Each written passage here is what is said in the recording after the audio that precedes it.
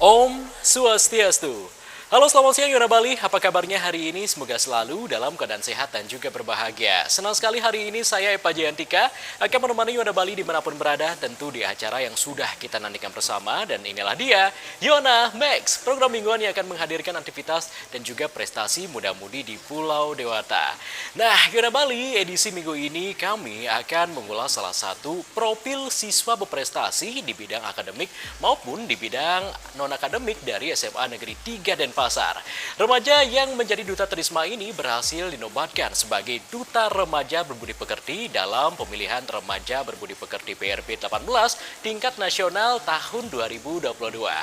Remaja yang memiliki hobi membatik ini juga berhasil meraih gold medal internasional Science Invention Fairs 2022. Nah, pemirsa, kira-kira siapa yang akan kita ulas kali ini? Penasaran? Untuk itu selama 30 menit ke depan bersama saya Pak Jantika, inilah dia Yona Max.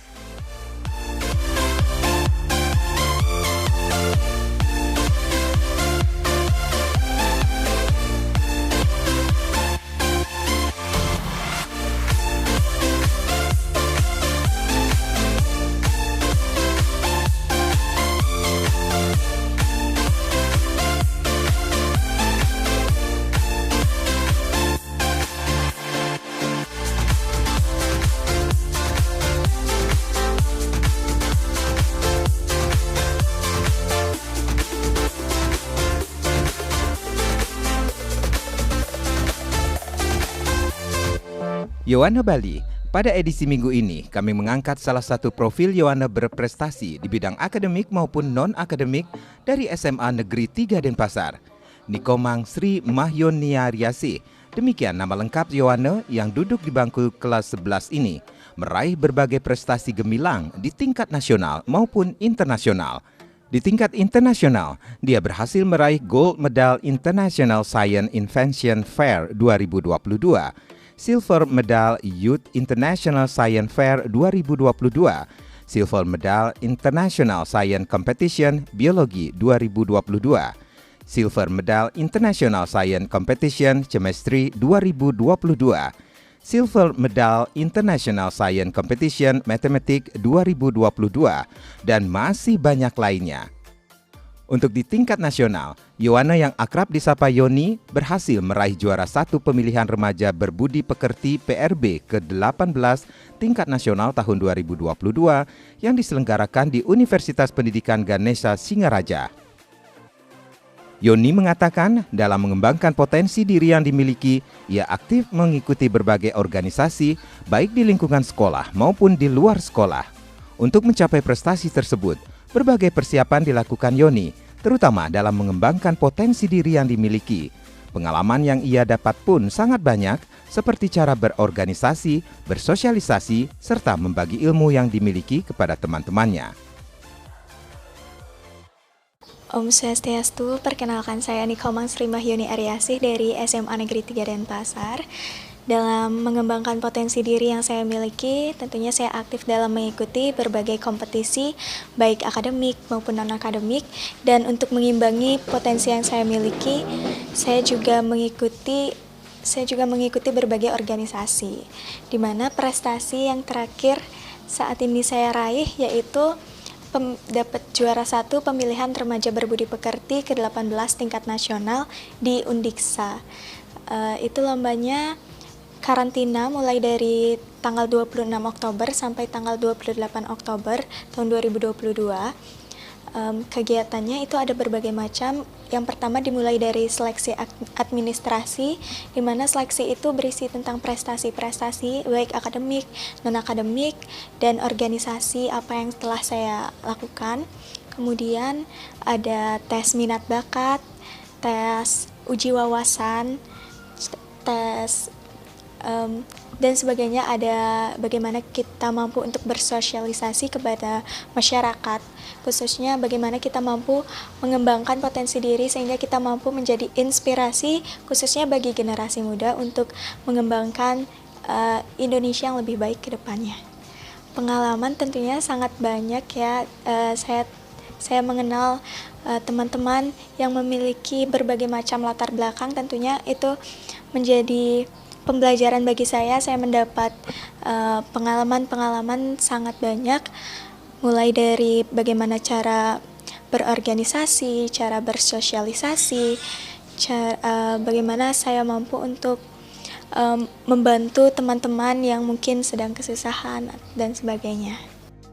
Setelah berhasil menjadi juara 1 dalam ajang pemilihan remaja berbudi pekerti, tentu banyak tugas yang harus dijalankan, terutama dalam menanamkan karakter diri serta menjadi contoh remaja berbudi pekerti bagi teman-teman sekitar serta generasi muda pada umumnya.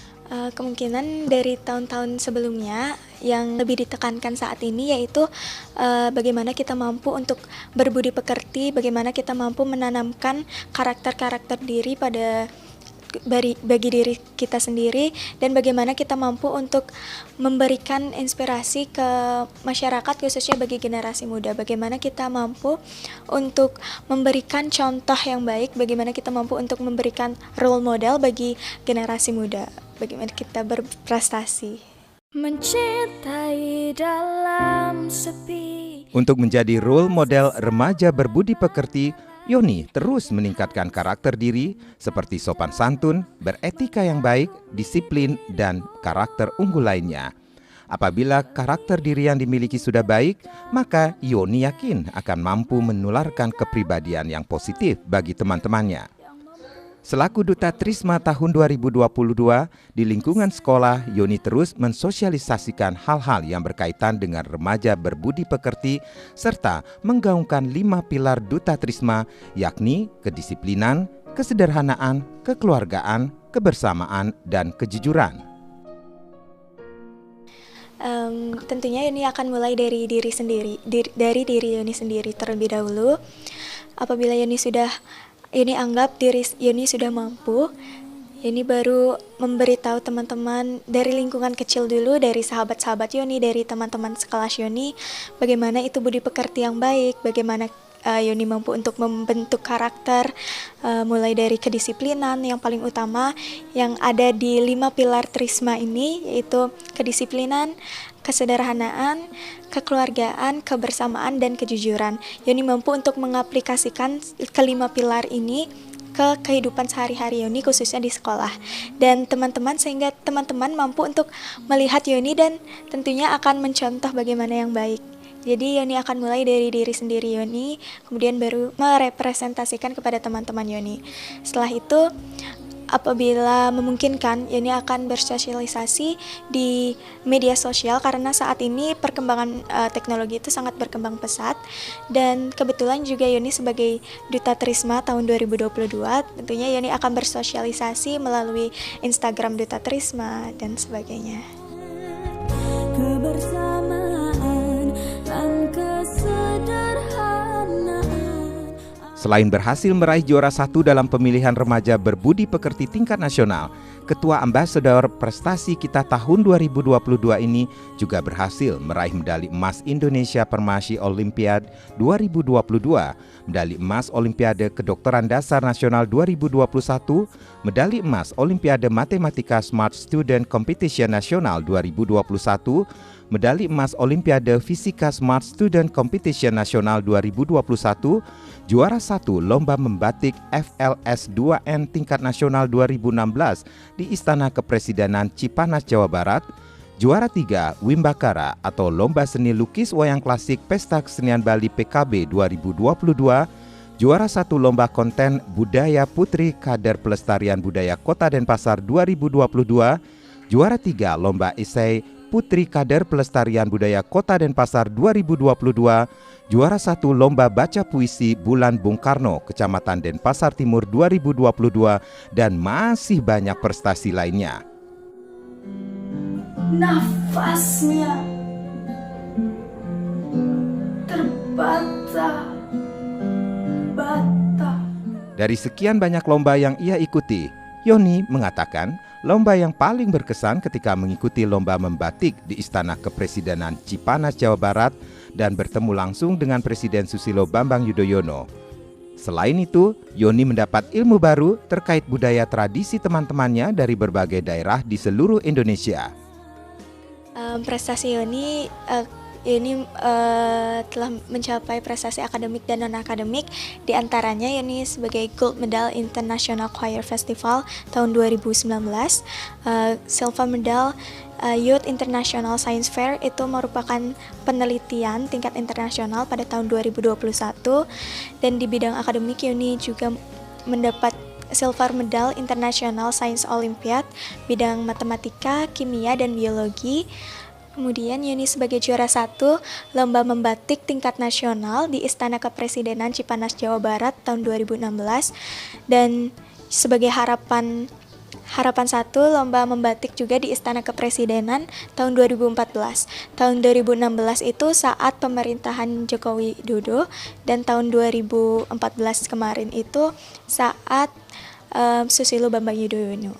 Kemudian selain itu juga Yuni sebagai juara 3 lomba infografis tingkat nasional, juara 3 lomba melukis modern Pesta Kesenian Bali tahun 2018, juara 3 lomba melukis wayang klasik Pesta Kesenian Bali tahun 2022 kemarin, juara 1 lomba menyanyi tingkat provinsi, juara 1 lomba karikatur tingkat provinsi, dan sebagai 10 besar lomba desain grafis.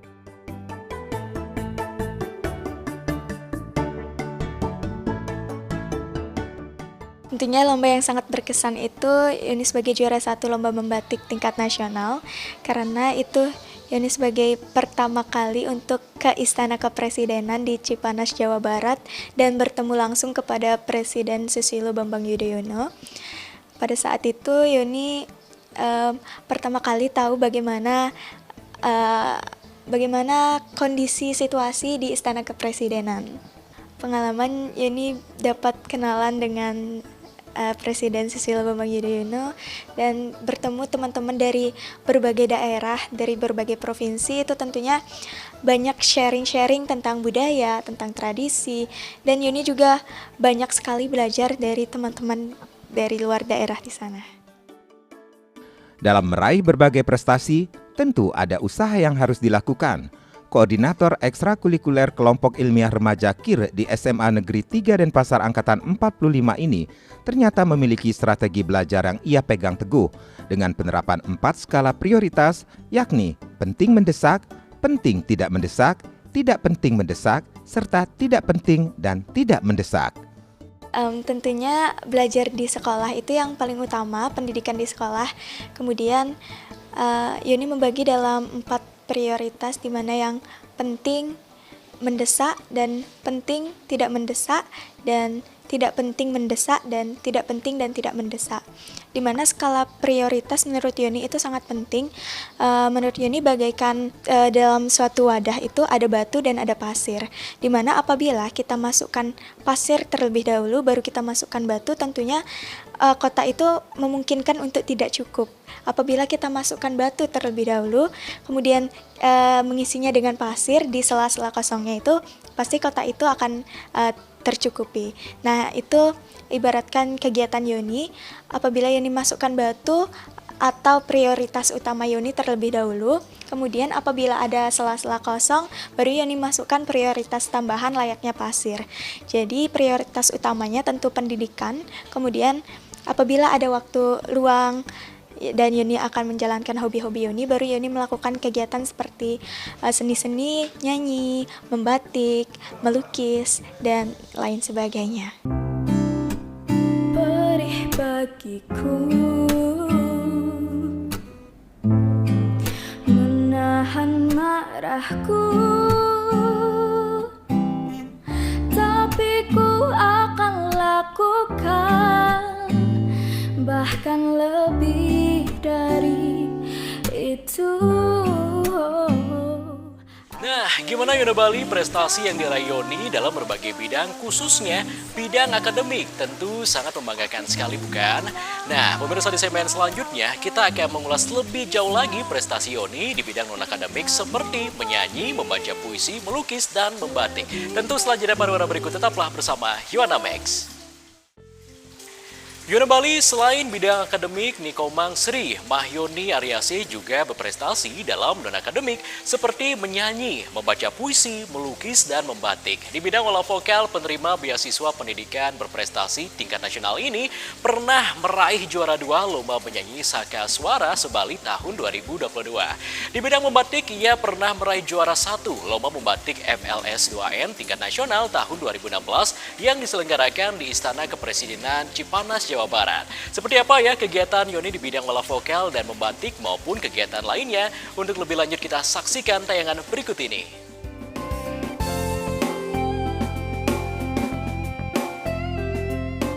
Yohana Bali, Nikomang Sri Mahyoni Aryasi merupakan anak ketiga pasangan Imade Sugiarto dengan Putu Hartati. Selain berprestasi di bidang akademik, Yohana kelahiran Denpasar 16 November 2005 ini juga memiliki segudang prestasi di bidang non-akademik seperti menyanyi, membaca puisi, melukis, dan membatik. Yoni menceritakan ketika bersekolah di tingkat taman kanak-kanak, ia sudah mengikuti ekstra melukis. Namun banyak yang mengatakan bahwa dirinya tidak memiliki bakat melukis. Dengan tekad serta dukungan dari keluarga, Yoni terus mengasah kemampuan dan keterampilan dalam melukis sehingga mampu meraih prestasi seperti saat ini. Di bidang lain seperti menyanyi, Yoni aktif mengikuti berbagai ajang menyanyi dan berhasil meraih juara 1 Lomba Lagu Pop Bali Sebali KBMHD Undiknas 2021, juara 2 Lomba Menyanyi Lagu Perjuangan tingkat SMA SMK Umum Sebali tahun 2021, juara 2 Lomba Menyanyi Saka Suara 2022, juara 3 Lomba Menyanyi Solo Sebali Gema Nada Indonesia 2021, dan juara 1 Lomba Pop Solo di Youth Festival 2021. Oke, pertama Yoni dari TK dibilang Yoni ikut ekstra melukis. Tapi di TK Yoni dibilang tidak berprestasi dan Yoni tidak bisa ikut ekstra melukis tersebut karena tidak ada basic melukis. Nah, tapi sebenarnya dalam diri Yoni suka melukis. Jadi Yoni mengembangkan dan Yoni mencari tempat les. Kebetulan orang tua juga sangat mendukung, keluarga juga sangat mendukung. Jadi Yoni mencari les tempat melukis. Kemudian Yoni belajar dan Yoni berhasil di lomba itu dapat peroleh juara. Kemudian Yoni karena senang Yoni lanjutkan sehingga sampai juara 1 di tingkat nasional pada tahun 2016. Yoni mencari hobi baru. Yoni mengembangkannya, kebetulan Yoni juga suka bernyanyi, jadi Yoni mencari hobi nyanyi dan sampai sekarang Yoni masih aktif dalam menyanyi, melukis, dan kegiatan membatik itu kebetulan saat FLS 2N nama lomba membatiknya itu, Yoni awalnya itu lomba membatik yang nggak pakai kain, jadi pakai desain batik saja. Kemudian di provinsi harus membatik dan mau nggak mau Yoni harus belajar untuk membatik di Gianyar. Jadi Yoni selama 3 bulan nggak belajar di sekolah, Yoni berlatih untuk membatik. Bagaimanapun caranya Yoni harus bisa, sehingga Yoni bisa menyumbangkan emas untuk Bali. Dari sekian banyak hobi yang dimiliki, anggota kader pelestarian budaya Kota Denpasar ini mengatakan hobi yang paling susah dan menantang adalah membatik. Ketika membatik, ia harus berhadapan langsung dengan kompor dengan suhu 50 derajat Celcius. Selain harus berhati-hati, ketekunan dan kesabaran menjadi kunci sukses dalam membatik. Dalam membatik, tentu ada teknis khusus yang diterapkan, ada yang disebut canting klowong, isian, dan tembokan. Batik identik dengan banyak titik. Titik yang dibuat harus dengan ukuran yang sama, sehingga batik yang dihasilkan akan terlihat rapi dan bagus.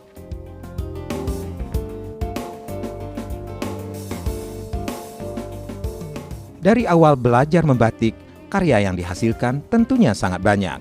Terlebih pada awal-awal belajar di tahun 2015-2016, Yoni menargetkan diri untuk menghasilkan 1 karya per hari. Dengan target yang dimiliki, ia terus mengasah kemampuan diri di bidang membatik. Sampai saat ini pun, kegiatan membatik terus ia lakukan.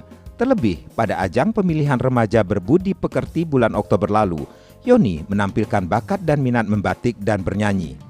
Menurut Yoni, dari sekian hobi Yoni, yang paling susah itu membatik. Karena dimana kita harus berhadapan dengan kompor, dan kompornya itu kurang lebih panasnya 50 derajat Celcius.